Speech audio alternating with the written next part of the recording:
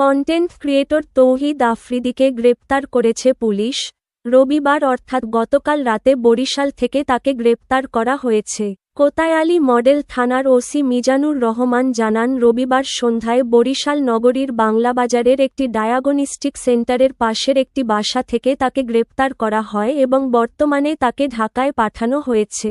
এর আগে গত 17 আগস্ট বৈষম্যবিরোধী আন্দোলনে হামলা ও আন্দোলনকারীদের হত্যার অভিযোগে যাত্রাবাড়ী থানায় দায়ের করা এক মামলায় তৌহিদ আফ্রিদির বাবা নাসির উদ্দিন সাথীকে গ্রেপ্তার করে পুলিশ।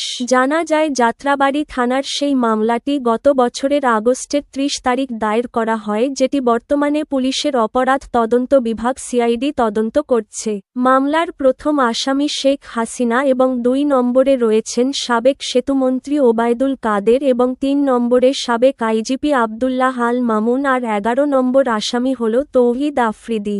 22 নম্বর আসামি তার বাবা নাসির উদ্দিন সাথী। মূলত এই হত্যা মামলায় মোট 25 জনকে আসামি করা হয়। এছাড়া অজ্ঞাত আরও 150 জনকে আসামি করা হয়েছে। এর আগে 17 আগস্ট যাত্রাবাড়ী থানার ওই হত্যা মামলায় তৌহিদ আফ্রিদির বাবাকে গ্রেপ্তার করে ঢাকা মহানগর গোয়েন্দা পুলিশ ও ডিবি গুলশান থেকে তাকে গ্রেপ্তারের পরের দিন রিমান্ড মঞ্জুর করা হয়। উল্লেখ্য, 17 আগস্ট তৌহিদ আফ্রিদিকে গ্রেপ্তার করতে সরকারকে 26 ঘণ্টার আল্টিমেটাম দিয়েছিল জুলাই রেভলিউশনারি অ্যালায়েন্স।